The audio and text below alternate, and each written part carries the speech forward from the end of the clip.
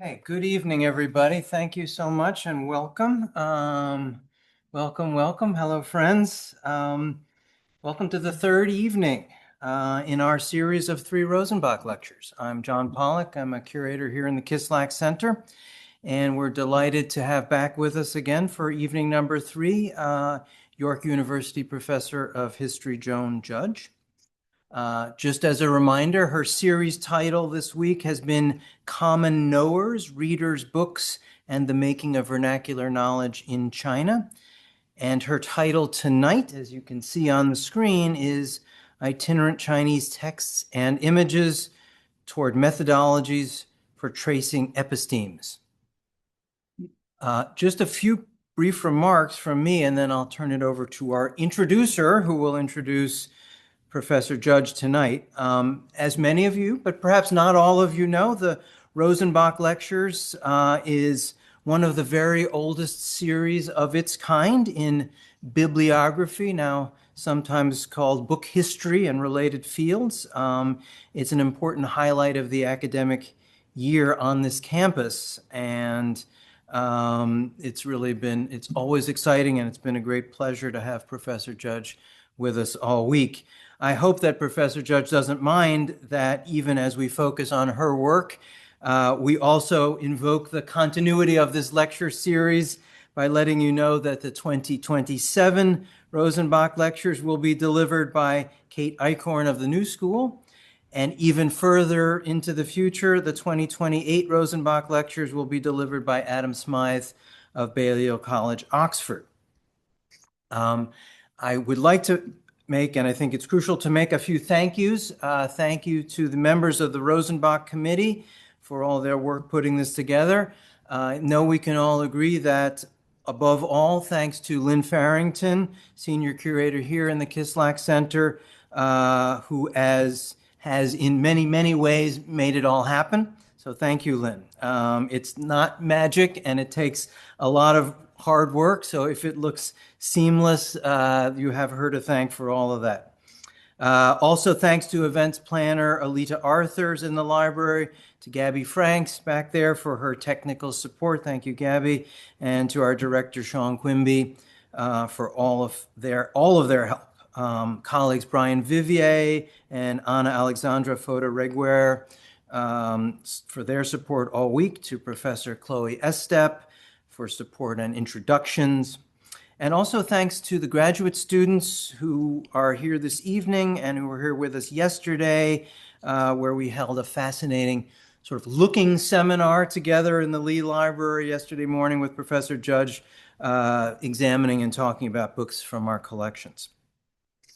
Tonight, our speaker will be introduced by Penn Annenberg Visiting Professor of History and Professor Émérite at the Collège de France, Roger Chartier, who is, as perhaps all of you know, a preeminent historian of the book, of written cultures, and of cultural history, and is one of our great, great friends and colleagues here in the Kislak Center. But just before I turn the microphone over to Professor Chartier, I also would like to personally thank Professor Judge for a wonderful week and all of the time we've spent listening to and thinking with her. It's been boundary expanding, and to me that's exactly the point of this lecture series. It might be the case that we in libraries are particularly interested, maybe even obsessed with historical topics that center around things that we look after, books. We like books, most of us. But as Professor Judge has repeatedly, I think, demonstrated, these so-called book histories are not parochial stories. They're narratives that reveal crucial aspects of politics, of culture, of society. Books and readers, she's shown, can also take us across many frontiers of language, of culture, of social class, of time. And as you know, we've been considering her category of common readers. And I'm grateful to Joan for encouraging us to consider what may be shared in common across book cultures. She's, I think, demonstrated that this work of studying what we have in common is possible even in an era of political fragmentation, rivalry, isolation, and isolationism. So it's a model, I think, for us at Penn, which is a center for the study of material texts, to emulate. And it's now with great pleasure that I turn the microphone over to Professor Chartier. Roger, thank you.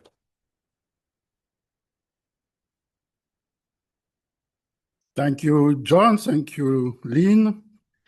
I am neither an historian of China nor an historian of modern times, but I share with Professor Judge the history of print culture and the history of reading practices. I read some of her superb works, and I listened with the greatest interest the two previous Rosenbach lectures. Works and the lecture raised, it seems to me, a fundamental issue shared by all the historians of written cultures.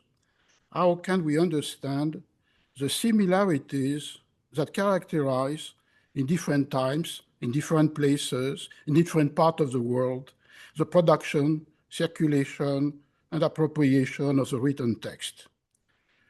Professor Judge's books, article, and lecture devoted to 20th century China allow us to conceive of three possible answers to this question. First, by focusing on the connection, in the case she is studying, existing between Chinese publishing strategies and European or Japanese textual repertoire, or by stressing the presence of the same printed genre and the same reading practices in modern Europe and Republican China, or by identifying morphological similarities that in different times, in different places, proposed to the common readers printed text meeting their needs or their expectation. As an historian of early modern European popular publication, I was struck by Joan Judge's emphasis on the two techniques used by 20th century Chinese medium publishers, these small or mid-sized publishers who use lithographic presses for printing the cheap primers, manuals, handbooks, collection of recipes and prescription, and also reprints of literary classical works, addressed by them to the most common readership. These two techniques were either the compilation of excerpts coming from the larger works, or the gathering of different works in the same book. I quote her, "The compilers were adept at cutting, adapting, simplifying materials of diverse origins and crafted corpus of creative assemblages.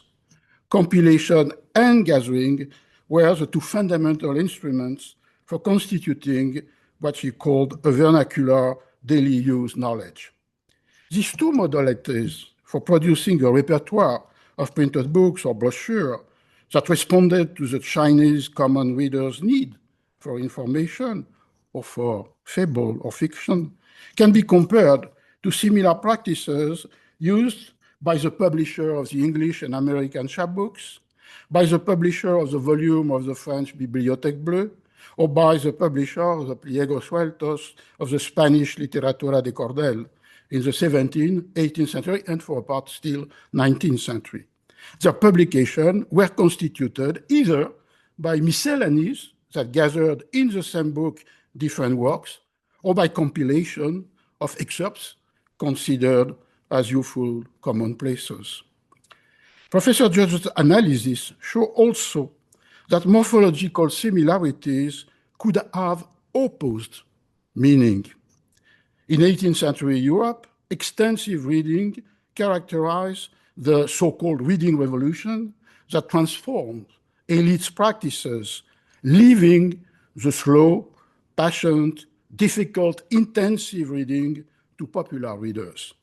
In modern China, to the contrary, I quote her, "Common readers often read on the fly, in the streets, on boats, trains, cars, sitting, standing, or leaning." And following the quotation, time constraint shapes the common reader's mode of reading. They were more likely to look at flip through skim use or glance at a text than to study it intensively. Joan's work is also fundamentally an essential contribution to an history of reading. She captures the experiences of actual common readers in spite of the scarcity of direct accounts by paying attention to what she called the archives of practices, instruction, reports, description, or to the attention paid to the traces left by some common reader in their books, doodles, marginalia, manuscript additions. She characterizes such consultative mode of reading, governed by the quest for utility, as a braconnage, a poaching, as did Michel de Certeau for French contemporary readers in his book, The Practice of Everyday Life, or she used also the reference to the bricolage, according to Lévi-Strauss' famous description of mythological thought in The Savage Mind. Joan's work teaches two lessons for the historian of early modern and modern Europe. The first one is a warning.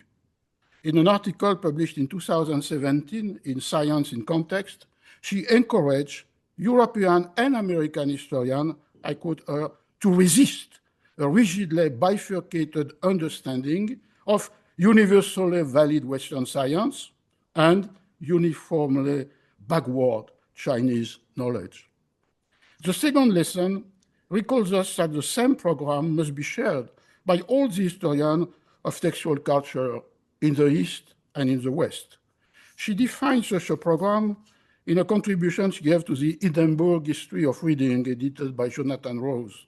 I quote her, "Traces of common readers can be found in the content and materiality of the object that were their most affordable source of practical information. They can also be found in visual and textual sources that depict the physical spaces where common readers perused, purchased, or rented these materials." Such a program recalls us the three possibilities she explored for constructing a knowledge of reading practices. First, by gathering what readers have written within the book they have read or they have owned, as did, for example, William Sherman in used books for the Renaissance English readers in the Renaissance, or Cathy Davidson for 19th century American readers in a book, The Rise of the Novel in America. Secondly, it's possible to construct this knowledge of the reading practices by paying attention, by collecting what readers have written about their reading in letters, diaries, memoir, or in their own work, if they were also authors. And lastly, it's possible to listen for the reader of the late 19th or 20th century, to listen what they say about their reading experience, as did Janice Radway in Reading the Romans. Today, the title of Joan Judge's lecture, and you can see, and Joan has said it, is Itinerant Chinese Texts and Images Toward Methodologies for Tracing Epistemes. It will be, I am sure, another brilliant demonstration of a learned and innovative approach that associates with erudition, with subtleness, material text, and cultural practices. Please welcome Joan Judge for our third Rosenbach lecture.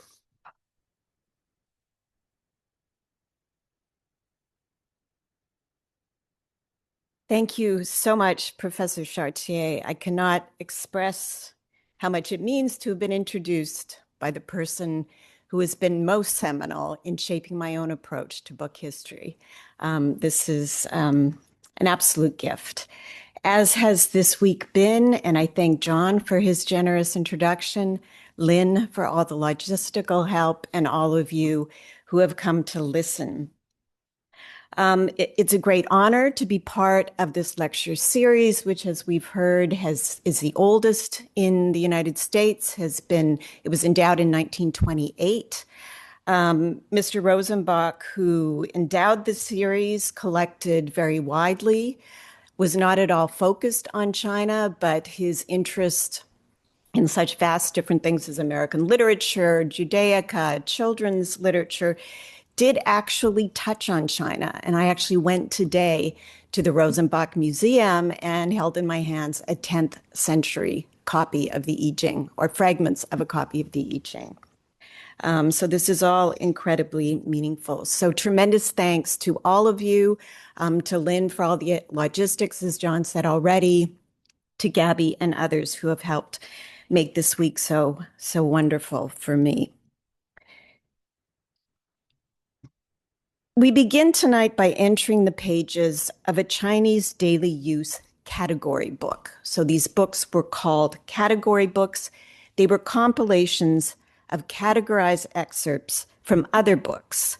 And in this case, category books that were destined for daily use. The genre is often mislabeled Wikipedia. This is not particularly apt. It does convey the category book scope, but obscures its particularities, which I hope we'll get a bit of a sense of tonight. When we enter the pages of one such daily use category book, we encounter a freeze frame in the transit of vernacular knowledge. The compilers responsible for freezing the frame have lodged information on a particular topic under a specific category within this materially distinct genre.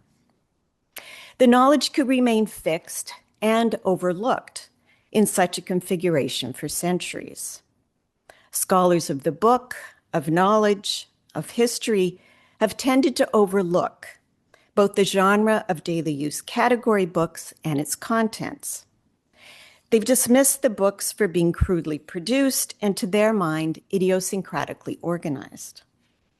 They've disregarded their contents for being non-canonical and unattributed. But how inconsequential can this knowledge be if it was repeatedly reprinted in countless editions and used by vast numbers of readers for centuries? How inconsequential can it be if it was indeed knowledge in transit, knowledge that would make its way into other material forms, textual traditions, and communities of readers? How can attentiveness to the sources and itineraries of particular bites of vernacular knowledge across genres, borders, and time enable us to better understand the ways epistemes are materially and socially embedded? How can such attentiveness help us more fully grasp with the different processes of meaning-making and worlding that both drove and arose from this re-embedding of bites of knowledge in new cultural and historical contexts? Can the notion of epistemic ecologies move us beyond textual determinism and towards a fuller account of the interplay among artifacts of knowledge, registers of language, physical books, and the cosmologies and preoccupations that govern those who make, read, view, or listen to specific texts? Our itinerary for this preliminary effort to think with this notion of epistemic ecologies this evening begins with a material text, the 16th to 20th century daily use category book, and a particular artifact of knowledge from the pages of the daily use category book, a cluster of information on embryology. We'll first trace the sources and closely examine the contents of this knowledge. We'll then follow it as it migrated into turn of the 20th century handwritten Chinese manuscripts, a mid-19th century Japanese didactic book for women, an early 20th century Korean medical manual, and then back to China in a new style daily use book from the late 1920s. I'll conclude with some reflections on how digital technologies can possibly help us better track these itineraries and map these ecologies. Chinese category books for daily use, which were designed to serve the needs of common readers, were spin-offs from a vast corpus of scholarly and imperially sponsored category books designed to serve the needs of officials and literati. These elite category books, Lei Shu, date to at least the 3rd century of the Common Era, some argue to as early as the 2nd or the Common Era, although the term for category books itself, the term Lei Shu, was not used until the 10th century. Category books for daily use, the subgenre that will be focused on this evening, first appeared as early as the late 13th century. They did not become an entrenched, widespread cultural phenomena, however, until the 16th century. They were the product of a particular historical conjuncture, a rapidly monetizing economy, an increasingly urbanizing society, and a fast-developing commercial publishing industry, which for the first time in China's long print history dominated the world of books. So they emerged in the period when commercial printing becomes the main printing source in this country with such a long and storied history of print and the book. Compilers of these commercial category books for daily use, which targeted readers a social notch or two below the literati elite, mimicked the broader structure of scholarly category books. They organized their material according to the 3 realms of heaven, including astronomy, earth, including such topics as geography, flora, and fauna, and man. Within the realm of man, they offered sober information on letter writing and contracts, more colorful information on playing chess or the zither, and practical information on the body and medicine. The latter includes our topic of focus here, gestation and embryology. The section on gestation, or literally seed, was featured in one of the dominant genres of daily use category books, the comprehensive compendium of myriad treasures, which I will refer to as myriad treasures, the Wanbao Chuanshu. From the inception of the genre in the 16th century through the 1920s, the myriad treasures underwent numerous transformations. Over time, editors reduced their length. In the 16th century, they were 30 Joan or fascicles. By the time we get to the late 19th century, they're reduced to 20. They gradually excised the more abstract material, they omitted paratexts, and they inserted some new information. By the mid-1890s, they added supplements. In the midst of all of these changes, the section on gestation remained unchanged, a constant fixture in the text. This fixedness reflects the paramount and enduring importance of reproduction in Chinese history as a critical cosmological, ethical, social, and familial process. Reproduction mirrored the generative interaction of heaven and earth through the meeting of yin and yang. It was the preeminent Confucian moral obligation, a lineage duty. There were 7 reasons a man could divorce his wife. The first was if she could not bear children.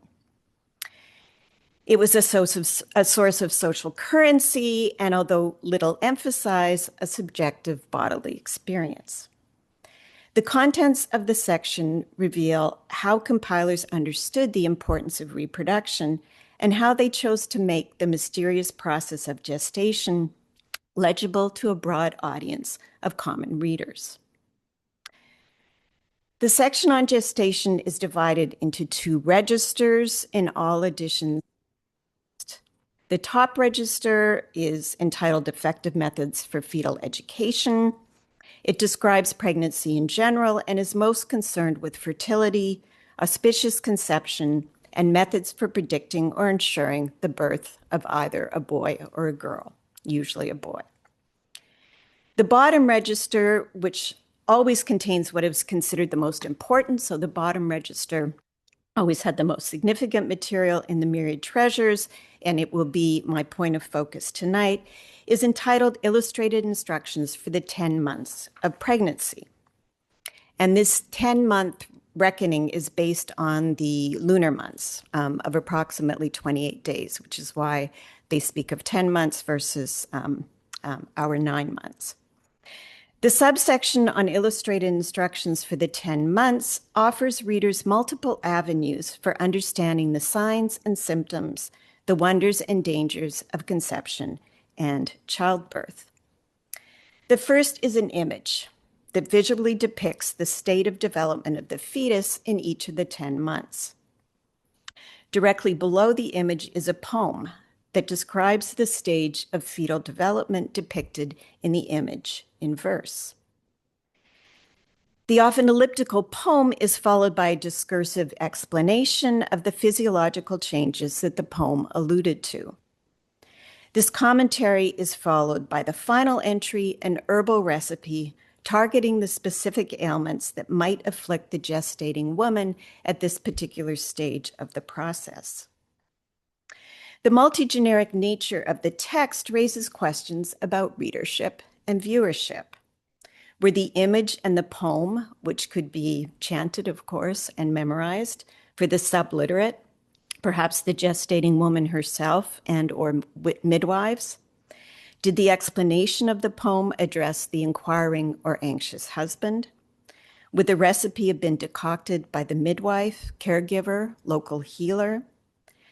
Before we can attempt to answer these questions, which take us far beyond the text and into social corners of the epistemic ecology that we can no longer directly penetrate, it's critical to draw as much as we can from the text itself.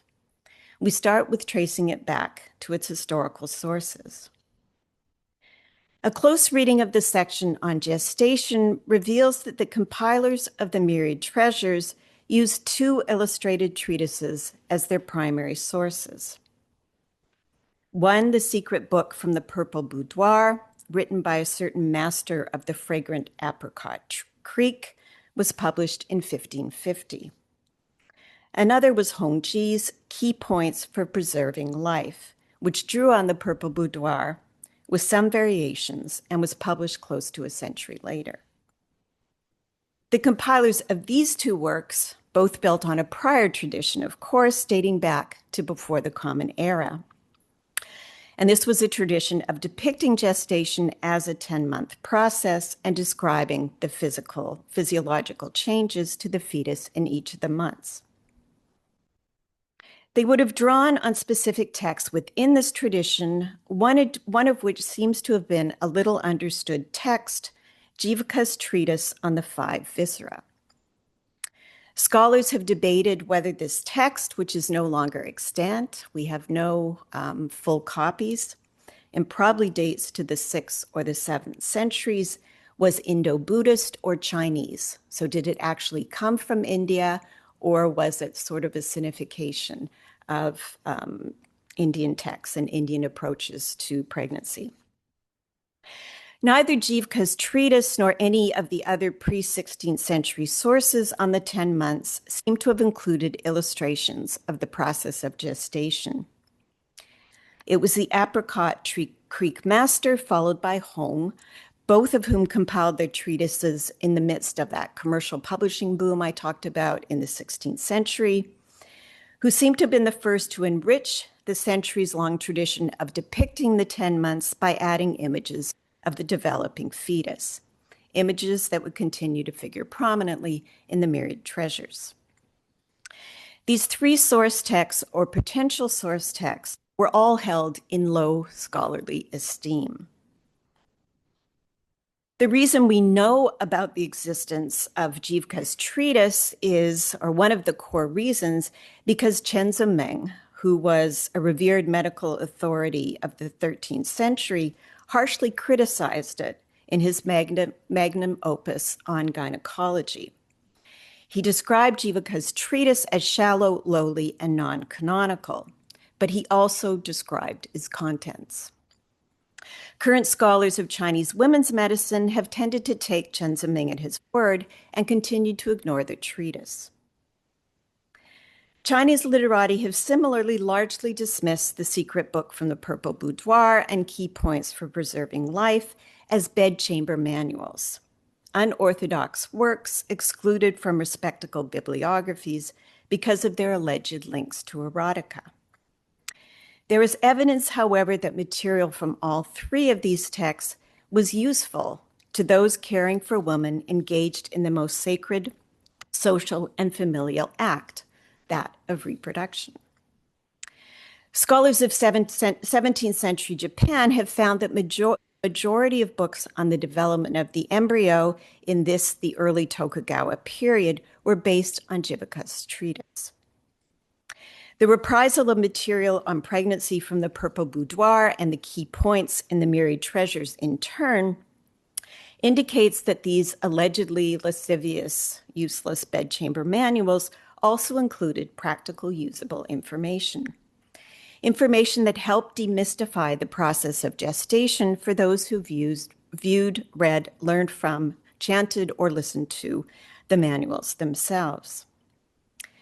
In his preface to the secret book from the Purple Boudoir, the Apricot Creek master explicitly defended neglected or undervalued common knowledge, of which his treatise was an example.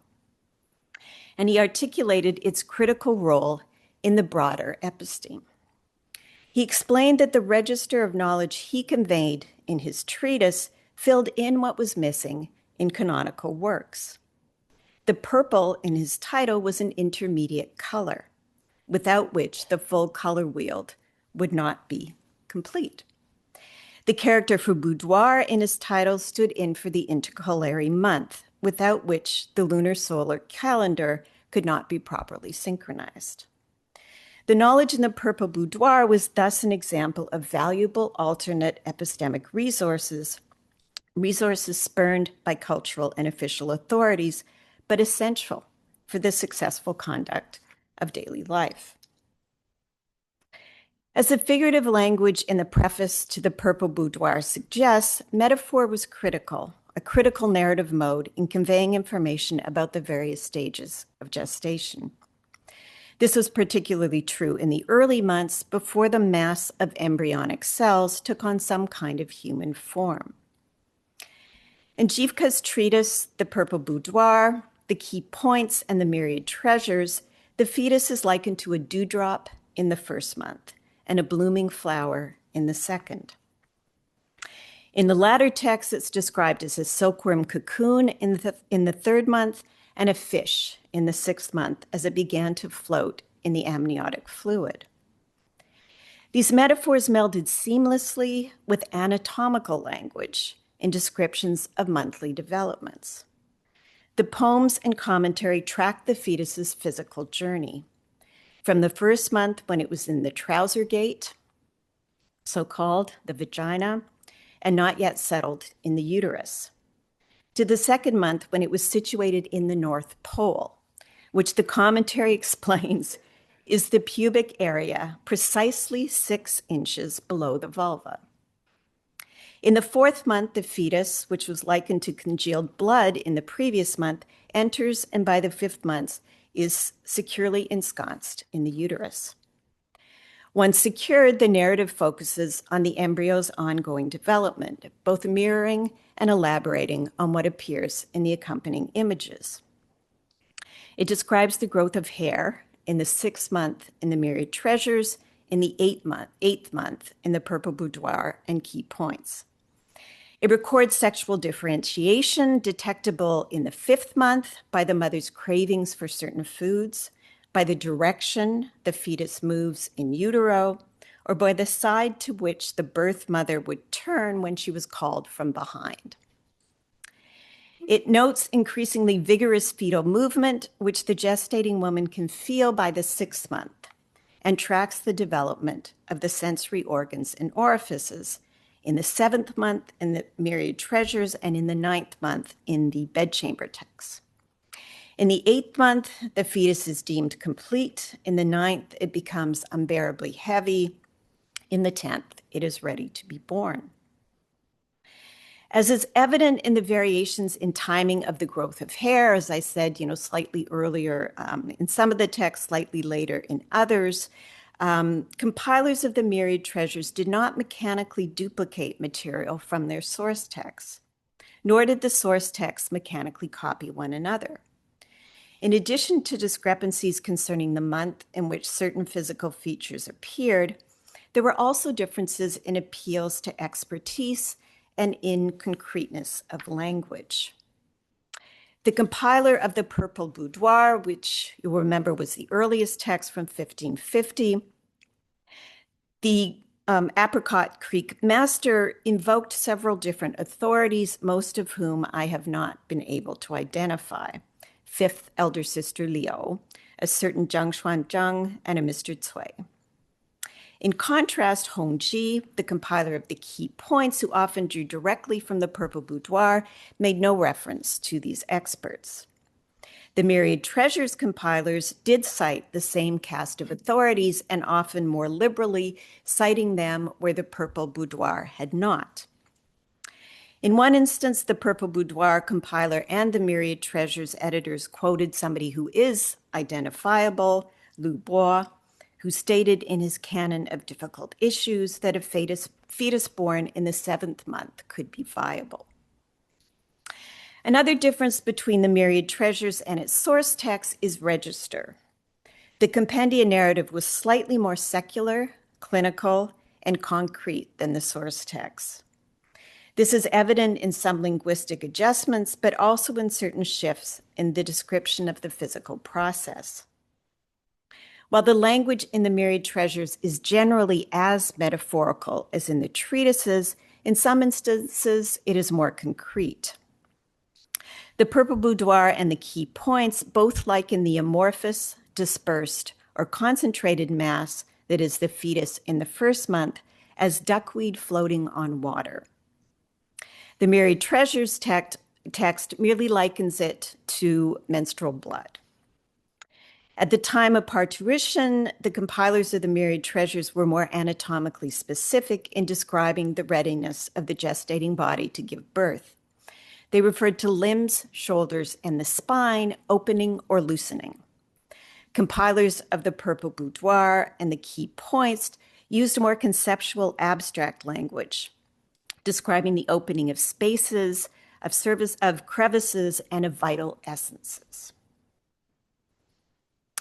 As previously noted, it's extremely difficult to get a sense of who the readers of these passages on primed gestating bodies and floating duckweed would have been, and how, where, and among whom the Myriad Treasures would have circulated. Here, handwritten, commonplace manuscripts from the turn of the 20th century can be of some help. Without systematically examining all of the over 800 texts in the Chinese medical manuscripts, the Unsold collection at the Berlin State Library, I've come across 2 manuscripts that reprised material either directly from the section on gestation in the Myriad Treasures or directly from key points. Both these texts are focused on gynecology. That practitioners specializing in women's medicine in the early 20th century would have considered the contents of the section on gestation important and authoritative enough to hand copy into their own manuscripts indicates the ongoing relevance of this material to later audiences.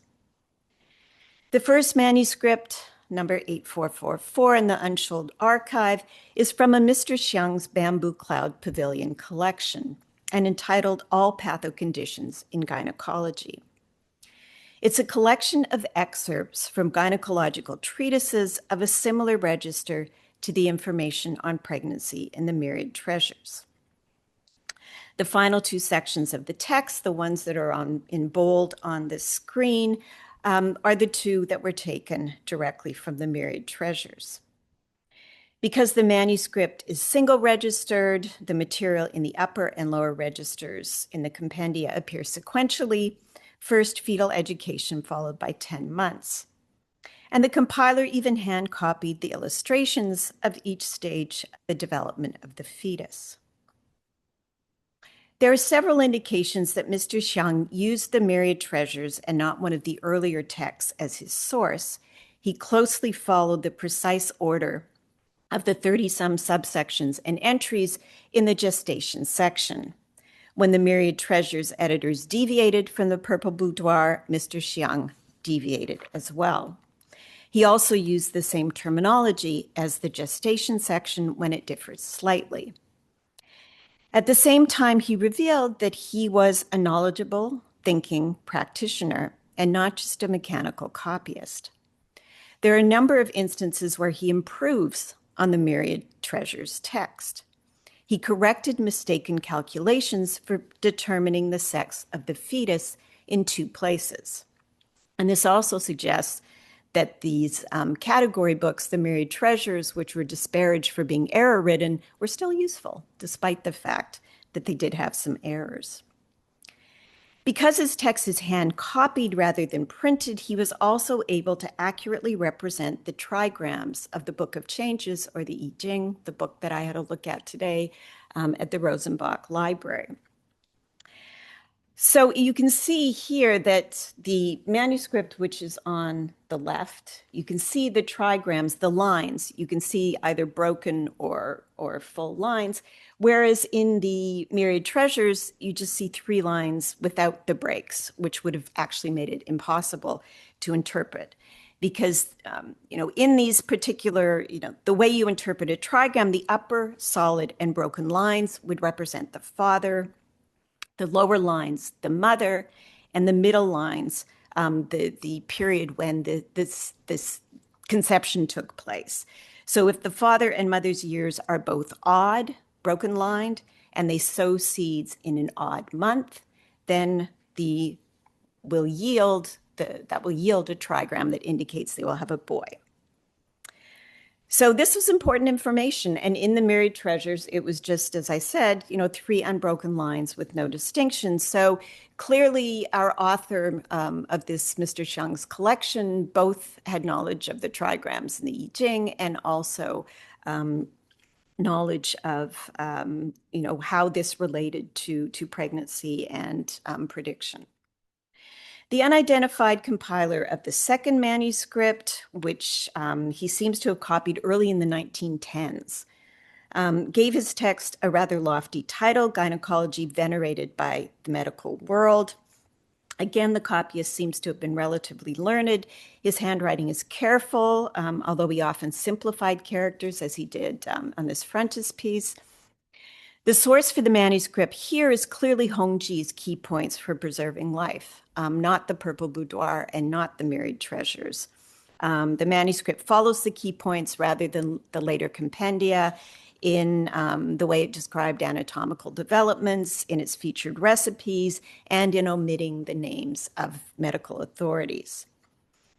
The hand-copied Gynecology Venerated by the Medical World nonetheless underscores the point that this kind of knowledge, which was multi-generic, poetically evocative, suggestively illustrated, medically useful, continued to have an audience even in the years after China's 1911 Republican Revolution. This particular brand of knowledge on gestation also circulated outside of China, notably in 17th to late 19th century Japan, the Tokugawa era, when Japanese intellectuals continued to view China as a prime source of erudition. A specific example is an 1847 revised version of a lifestyle guide for women, the Record of Women's Great Treasures, which was first published in 1692. Takai Ranzan, the compiler of the 1847 version of the text, was intent on challenging the Buddhist cosmological view of gestation that had structured the understanding of embryology in the 1692 text.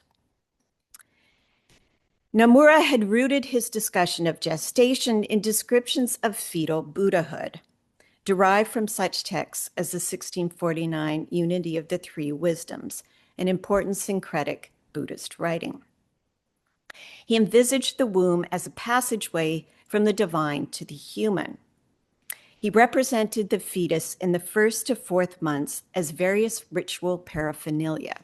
So the 1st month, which would be on your far right, the first 4, you don't see a fetus, anything looking at all human, but ritual implements. In the following months, he named specific Buddhist deities who were responsible for looking over the fetus in each successive month. And so above each month, you've got a particular Buddhist deity that was ensuring their safe passage through that month. Takai vehemently repudiated this cosmology. He cautioned against notions of wombs cluttered with ritual instruments, of the human form developing from sacramental objects, of physical bodies receiving Buddhas. Instead, he recommended that his readers understand the process of gestation solely from the perspective of contemporary medical writings.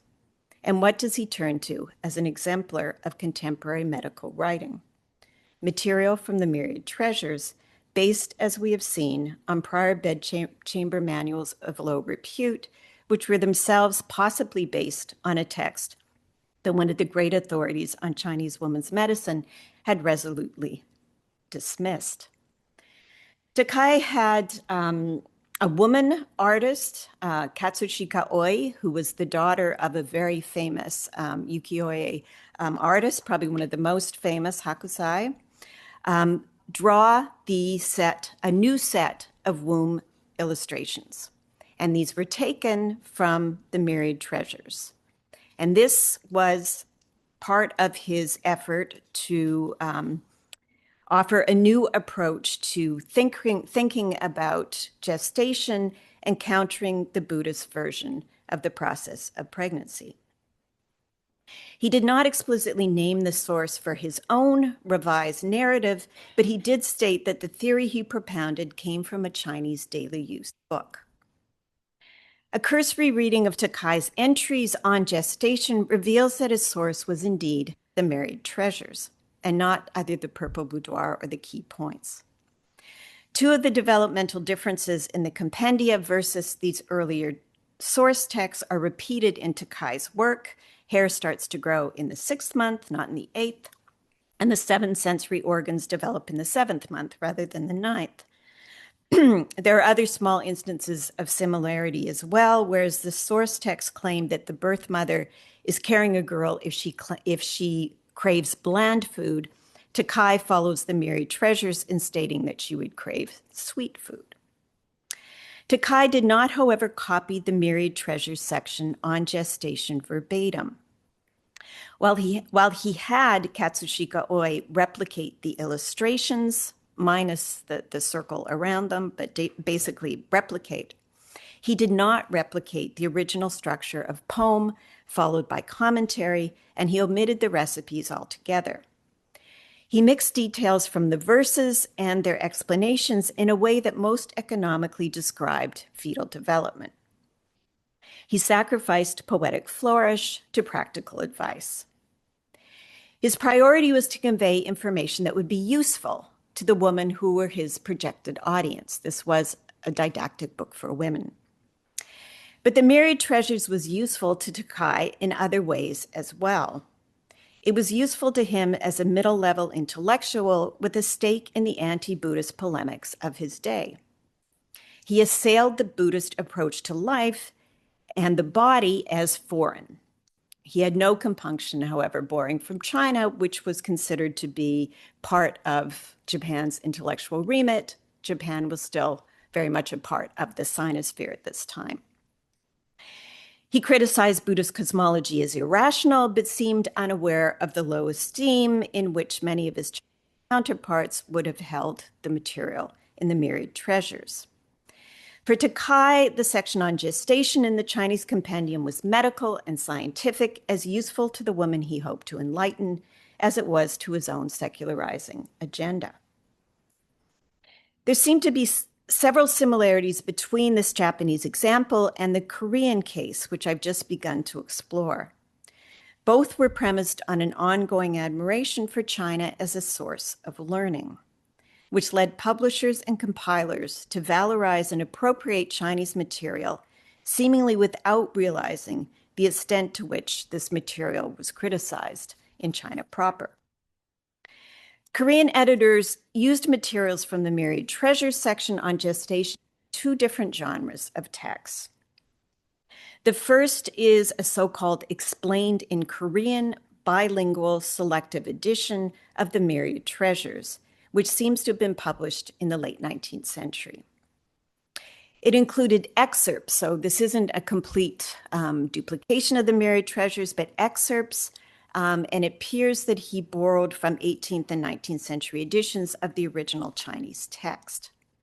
These excerpts were followed by a Korean translation in Hangul, the alphabet of the vernacular language. The volume clearly thus targeted an audience similar to the one the daily use category books addressed in China proper, literate commoners. It was meant to guide them in managing what were considered the most pressing current practical problems. The Korean compilers of this selective edition, because it was selective, clearly considered one of these, critically important practical problems to be gestation. So they reprinted that section in the 11th of the 17 volumes in the Korean text. Korean literati who, similar to Takai Ranzan, considered this information on pregnancy in the Chinese daily use book to be not only practically useful but medically valuable, also included it in a genre of more specialized standalone texts that were designed for the educated elite. So this is the second genre. So the first really targeted common readers in Korea, and the second, the educated elite. In this instance, they reproduced the classical Chinese of their source rather than translated it. The short Korean medical treatise, Essentials of the Myriad Treasures, was compiled in this genre in 1905. The treatise was exclusively comprised of two sections, one on medical learning, also taken from the Myriad Treasures, and the second on gestation. Tracing the itinerary of the section on gestation as it moved from the Chinese Myriad Treasures into different genres of texts, both inside and outside of China, highlights contrasting epistemic ecologies. Material once embedded within a comprehensive compendia of daily use knowledge, where it shared textual space with a vast range of practical quotidian know-how, could be appropriated into specialized treatises. Whether Chinese gynecological manuscripts, where it was compiled by and for experts on women's medicine, or a Korean medical treatise for general doctors, Essentials of the Myriad Treasures, which we just saw. Material destined in its original form as more about women than for women could be reframed as part of a trove of great treasures upon which women could ostensibly rely themselves, as in Takai Ranzan's text in Tokugawa, Japan. These re-embeddings or appropriations underscore specific dimensions of the gestation material in the Myriad Treasures that may not have been immediately salient in the original text, useful anatomical details for doctors, or information for gestating women themselves. Tracing the appropriation of a bite of vernacular knowledge into a new material and epistemic context not only foregrounds what might be latent in the original text, however, it can also highlight what is absent from that text. Takai Ranzan, as we've seen, inserted the Chinese material on pregnancy into his revised version of the Record of Women's Great Treasures, explicitly because it was devoid of religiosity and specifically devoid of references to Buddhism, despite the importance of such references in Middle Period Chinese religious texts and in mid-imperial Chinese popular drama. The Myriad Treasures account was also largely lacking in references to genealogy or natal astrology, a close reckoning of the details of the gestating woman's birth chart with specific planets or stars, despite the prominence of such calculations, again, earlier in Chinese history, in childbirth cosmologies, in medieval and late imperial China, and very much in early India. These omissions merit reflection. did the relatively earthly depiction of fetal development in the myriad treasures, which enabled Takai to sideline prior Buddhist understandings of pregnancy in Japan, do the same kind of epistemic work in China? When and where did the myriad treasures version of the 10 months present as a conceptual challenge to divergent religious ideals and philosophical ideas?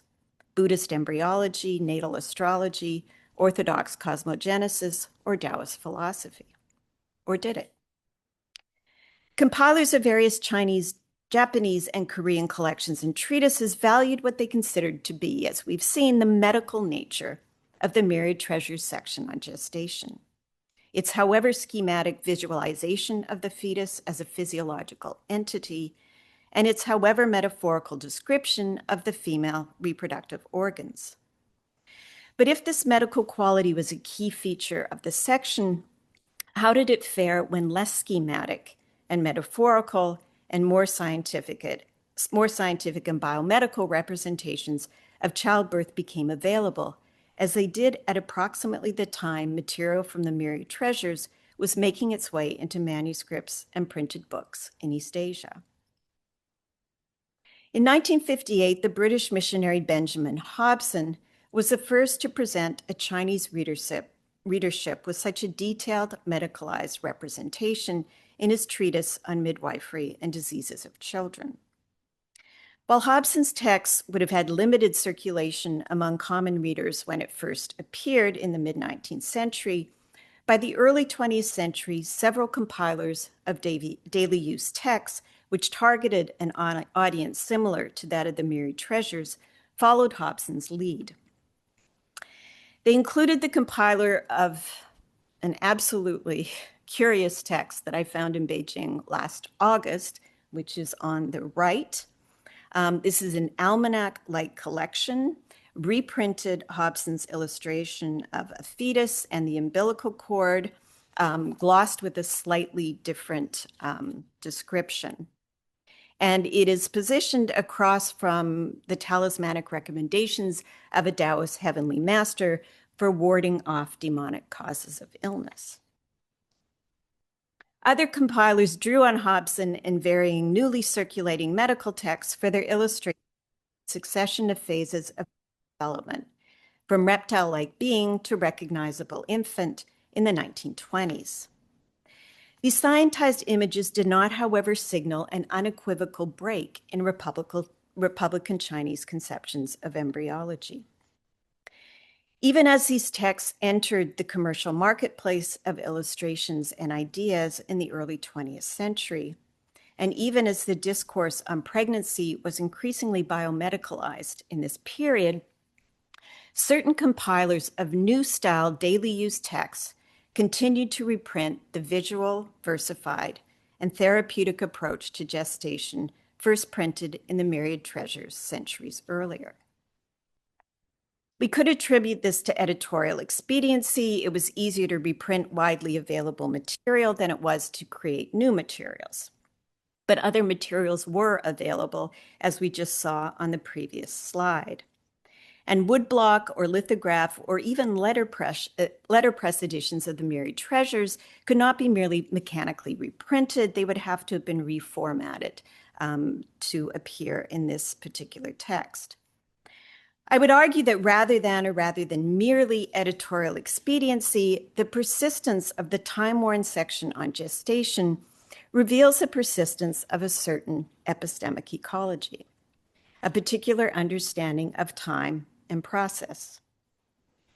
Rather than depict embryogenesis as a purely physiological event that could be fast-forwarded and outlined on a page or two, compilers of the texts discussed today, from the myriad treasures to the Korean essentials of myriad treasures, from the secret book, from the purple boudoir to gynecological manuscripts, compilers of these texts let the process of fetal development unfold gradually, from dewdrop-like embryo to four-limbed fetus to increasingly sentient, ripe to be born, unborn child.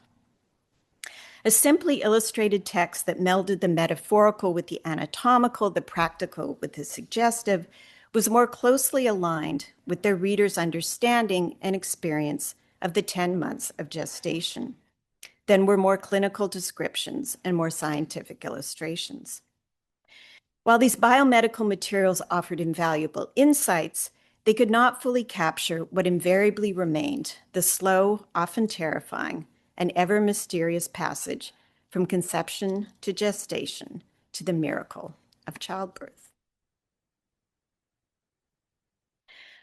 By way of a coda, I want to say a little bit about digitization.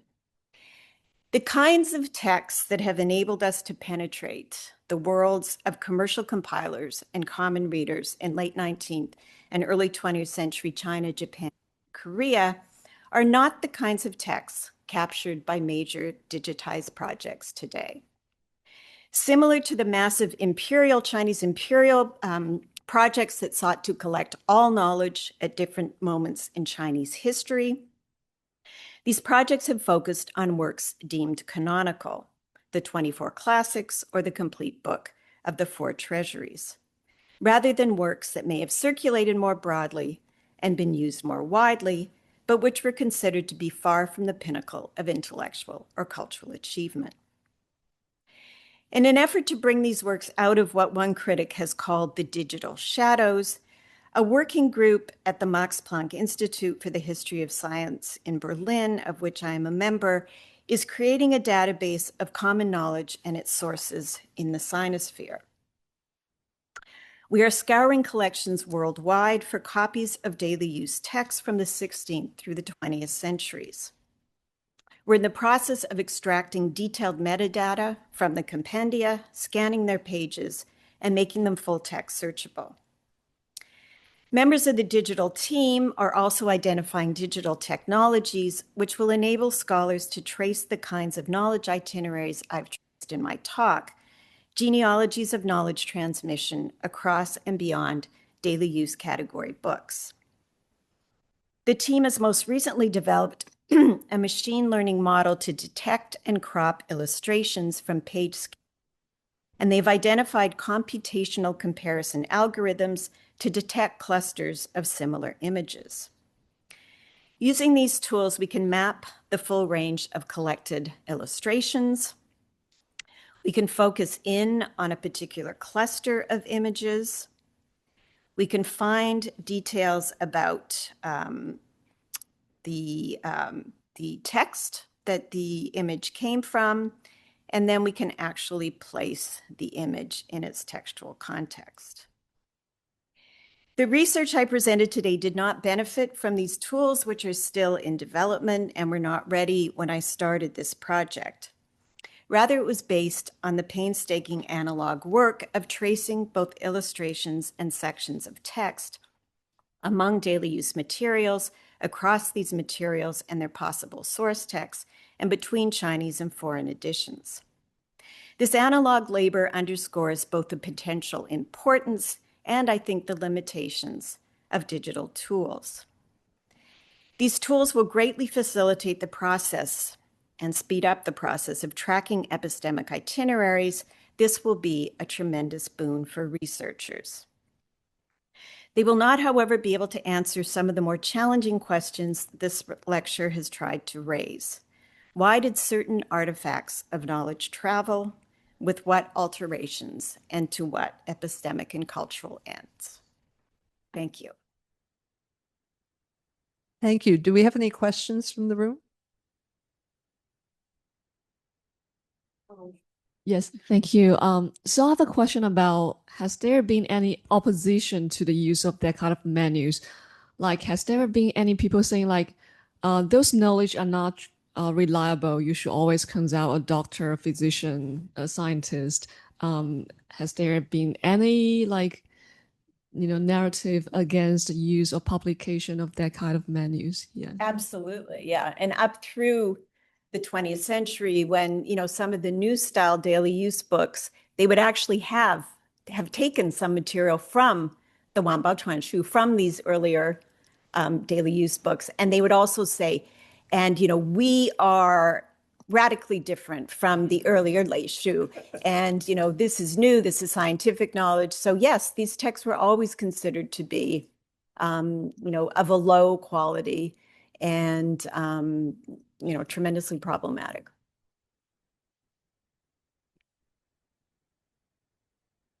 Hi, thank you so much for this talk. This was so interesting. I was particularly intrigued by these sort of bedroom manuals that it seems like a lot of this information initially comes from, particularly as you were tracing this history of a process, and that's kind of the appeal of these longer, older texts.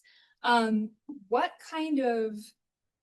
the relationship in those bedroom manuals between conception and the act of conception and the bedroom manual itself and these later depictions of gestation? Like you mentioned those 3 lines as determining when the 2 people came together, this would determine the gender of the baby. But I'm just curious what sort of literary or even textual relationship is there between those 2 very different but related segments of the common knowledge books?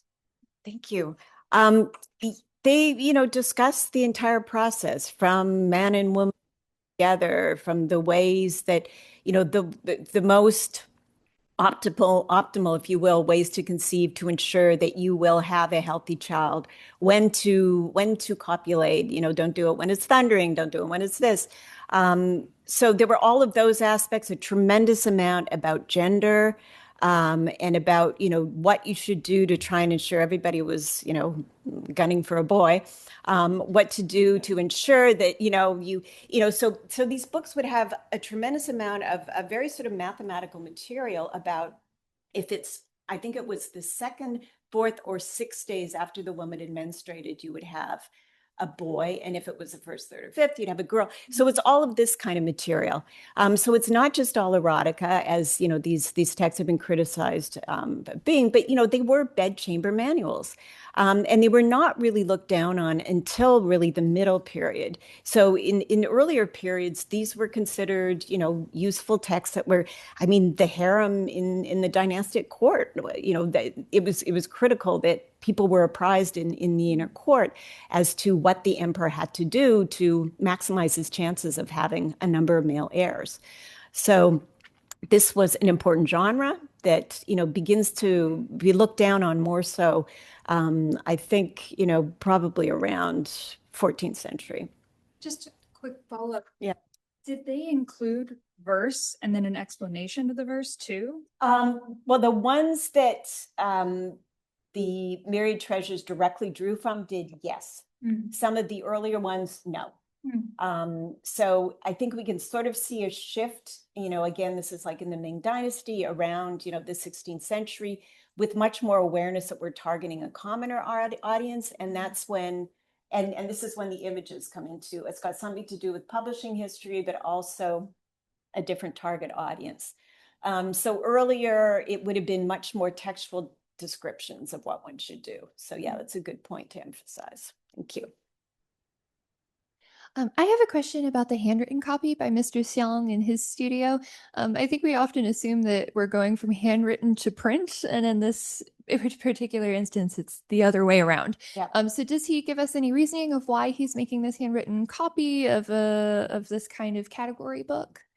No, and it's the wonders of these manuscripts is it does take us closer to the hands of people at the time, but they're not, this was for his own personal use. So he did not preface it. There's not a lot of, paratext.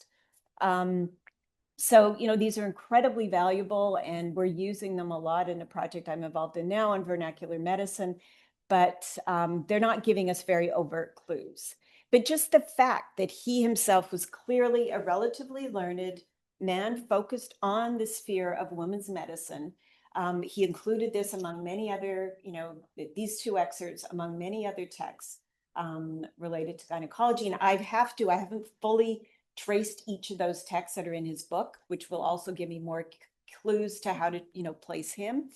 But no, he didn't come out and say, why I did this, but he clearly thought it was useful for his own practice.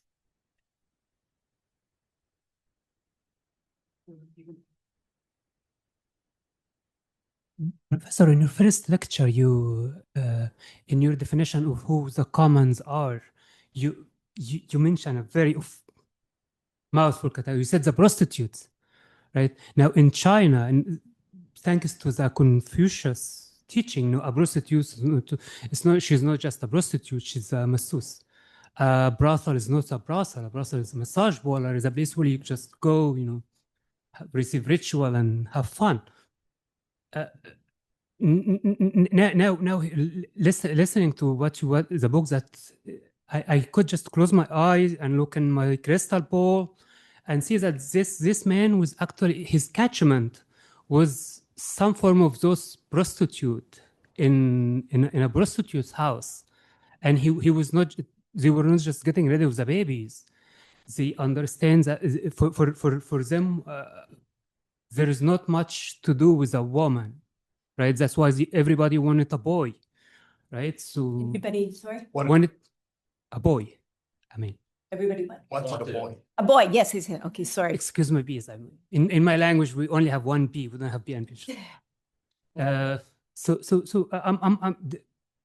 Do you think the catchment of that, the population that in his research could have been the prostitute or the? So you think, would prostitutes be the targeted audience, are you asking? No, not the targeted audience, the research population.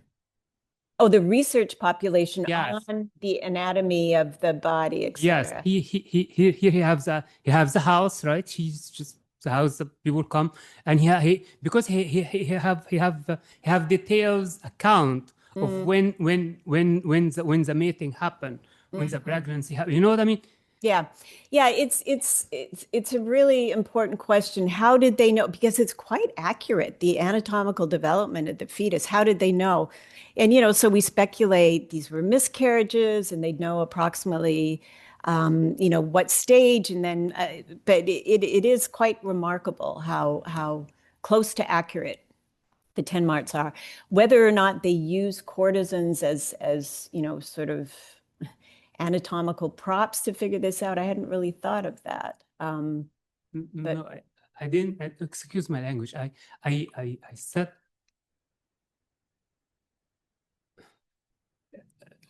What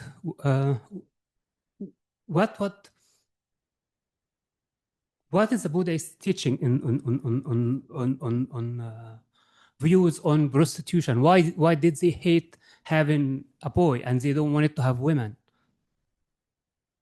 Why did they hate the Buddhists hated having boys? The Chinese, yes, No, they wanted boys. they hate having. I meant the opposite. Yeah, they wanted boys. There were Confucian reasons for that. Only a boy could perform the rites to his parents. Only a boy could carry on the family line. This is a patrilineal society. So there was ritual reasons, there were social reasons, even economic reasons. Thank you. Thank you, Joan.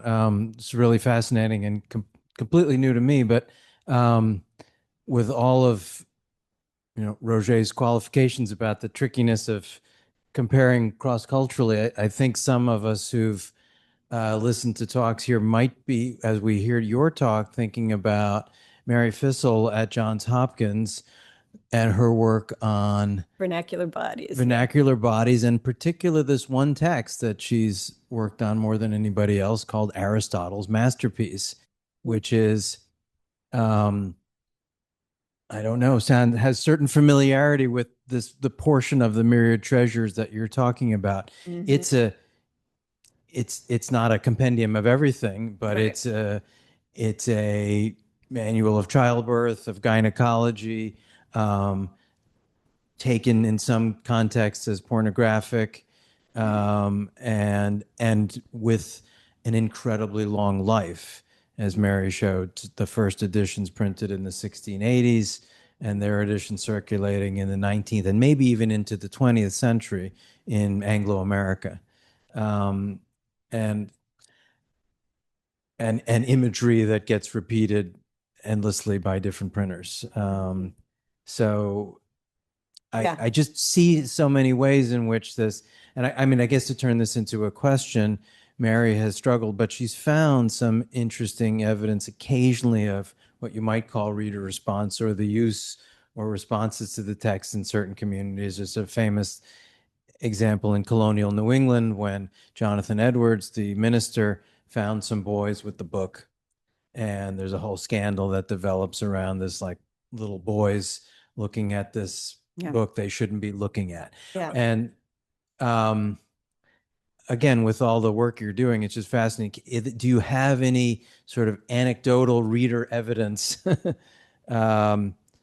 beyond the already fascinating cases that you have here of copying and reuse and circulation among many different social levels? You know, does this book get to the, call it the countryside, and can you see it doing that? Thank you so much. Yeah, I mean, definitely there were manuals describing reproduction around the turn of the 20th century that were, labeled yellow and, dangerous and, forbidden texts. So a very same sort of reaction. I think because, this is embedded within this larger text, I haven't seen any instances of somebody just singling this out and being criticized for singling out a section that deals with pregnancy. But absolutely the same sort of reaction to books that were focused on sexual reproduction and, images of like the uterus and all the different organs, because there were books that were coming into China around this time, like I showed you the Hobson, that's just the one part of his book, but there were other parts that were, he was absolutely just trying to demonstrate anatomy. But there were books that were highly criticized for doing that. So the same kind of reaction, if a group of boys were found with one of those, and the discourse was that this was dangerous for these young boys and something that had to be kept out of their hands. So that is similar. Same. Yeah, sure. Thank you. Good question. It's just a following up for John's remarks, because I was struck by many of several of your books have as a title Treasure or Your Secret. Yeah. So first, it's a paradoxical for your widely circulated books to be proposed to the buyer and to the reader as something which is idiosyncratic, a secret that is not shared with the other one, and a treasure which is absolutely personal. And beyond this, in terms of final diagnosis about all these books you have described and analyzed, what is the tension between, on the one hand, the recuperation of old tradition, that is to say, a form of vernacular knowledge, which is coming, you have mentioned sometimes of the text of the 17th century or before, and which are like a compendium of your shared vernacular, popular form of knowledge, and in the same library, if I can say, what are the importance given to the popularization of some of the scientific knowledge constructed in the contemporaneity in the 20th century. And it seems to me that the lexicon of the treasure and the lexicon of the secret are immediately associated with this form of longue durée popular knowledge. But also you mentioned sometimes that there is a presence of a popularization of some of the academic, university, medical knowledge. And now finally you have the balance between this function of popularizing science or the function of recuperating and replicating vernacular knowledge. Yeah. So this kind of language, myriad treasures, books of treasures, secrets, That starts to change. So I've talked a bit about the myriad treasures tradition, which goes back to the 16th century, and these books are really produced through the 1920s. And then there's sort of a new lineage of daily use texts, and they don't use that language. They just use daily use, yong. So they go from, myriad treasures and delights and oceans of secrets. So there is sort of an attempt to secularize. And in those texts, you will see the kind of assemblage that you're talking about. They will present themselves. These will be the kinds of texts that will, in the preface, be saying, we're nothing like those earlier myriad treasures, but there might be parts of the myriad treasures in those texts. And in those texts, you might have, for example, in a section on agriculture, you'd have some material taken from, a 17th century text about how to graft a plant. And you'd also have something about new agricultural science that's coming in. So, there is an effort to move away from the notion that we are providing people with treasures and secrets, et cetera, in the way the texts are labeled and the way they're categorized. But the contents remain mixed. And I think we see it as a process of it being, all sort of older knowledge, then a period of real, I hate the word hybridity, and, but gradual secularization.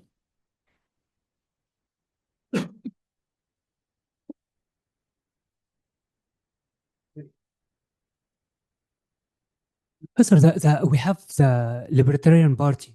The Libertarian Party is the one that is actually, if not ruling America, that will rule America very soon. In their platform, they have they wanted to legalize prostitution and drugs. Now, the model that they have for legalizing prostitution and drugs is the Chinese model. Now sitting in your lecture, sitting in your lectures, the prostitution and drugs, it's kind of it evolved in the Chinese society. You know what I mean? It didn't happen overnight. The Chinese have not legalized prostitution and drugs, anything but. They clamped down very, very hard when the communists took power in 1949 on both. But among the common, it's normal. You mentioned that the prostitute was actually considered a well-established member in the among the commons.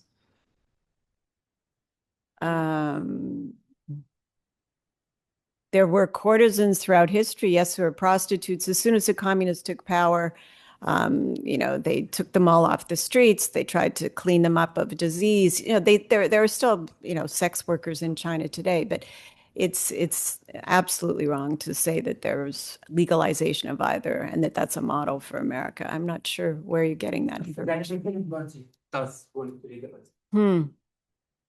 I think we're going to call it. Yeah. I think that's a confusing. Yeah. Let's thank. People like you do politics, so we. Well, on this, I'd like to thank Dr. Judge. Thank you so much for a wonderful, wonderful talk tonight. Thank you all.